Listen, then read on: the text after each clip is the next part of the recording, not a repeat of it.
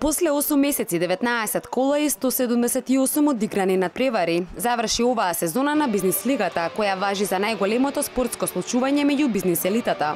Два важни надпревари ги одредија првите 3 места. Во полуфиналето за третото место се бореа екипите на Елем и на ЈСП. И двете екипи покажаа одлична игра. По жестока борба, на крајот победата ја извојува екипата на ЈСП и го освои третото место.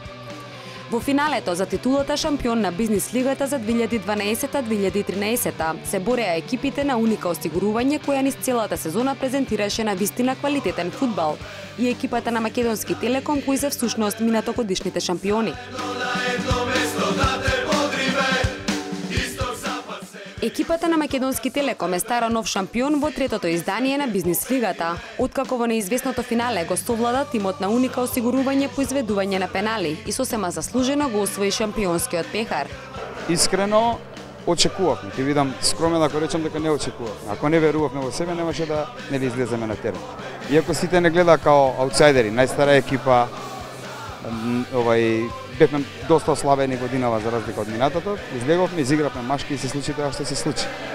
Целата сезона ја игравме со исто темпо, во ист стил. Искуството споено со младоста, спојот на искуство и младост, дојде до израз и ефектот е, пекарот што го држам ја освоеното прво место во бизнис лигата, по втор пат ги обединивме наградите. Па лично да ти кажам право дека јас сум задоволен и од ова второ место, мислам во финале. Финале си финале, прво, второ место се еден мора да изгуби. Како што кажав порано, ова е прв пат ние што учествуваме во ова бизнис лига. Значи прв пат играме заедно со дечкиве, прв пат се дружиме, сам вака во спортот, во фудбалот. Сега има некој што игра, што не игра и затоа јас сум пак задоволен, сум со второ место. Сега финалето е тоа, затоа и фудбалот е интересен, значи некој мора да губи. Немавме среќа, мислам, во текот на игра да победиме. Мислам, сега во пенали тоа е среќа, значи пенали може да победи по-слабиот и по-јакиот, тоа веќе среќа, али пак дечките од тимот во финалето беа малце исконцентрирани, значи повеќе ја задржаа топката, се гледаше, мислам дека идат повеќе на тоа, на нерешено, на пенали, па ако добиват вака во текот на утакмицата, окей, али ако не, и на пенали за нив беше окей, зашто во нашата екипа ние имавме проблеми со голманот и цело време ни бранеше еден играч и не беше тоа што требаше да биде по изведување на пенали.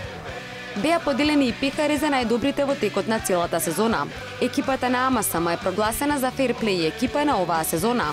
Па нас не е прва сезона која учествуваме, се надевам нема да биде последна, од сега планираме да почнеме следна година. Го гледаме како едно дружење, мислам дека сите така го гледаат, така да за нас е многу интересно, мислам дека и мотивирачки за сите вработени на фирмата, така да и ова ни е многу значајно, сепак некаков пекар ферплей. Во рацете на Агрон Пацоли од екипата на Телеком отиде пехарот за најдобар ветеран. Па мислам дека е заслужено, дека малце поштовање према мене, дека постар, значи фудбалер бивши и така одлучија мене да ми ја дадат ова награда, така сум поносен, значи среќен дека ми доделија ваква награда. За мене значи многу на овие години, така да сега не се бавам професионално со фудбал, играм аматерски, со работа, така да ми значи многу. Душко Симоновски од екипата на Македонски Телеком пак беше прогласен за најдобар играч на финалниот надпревар.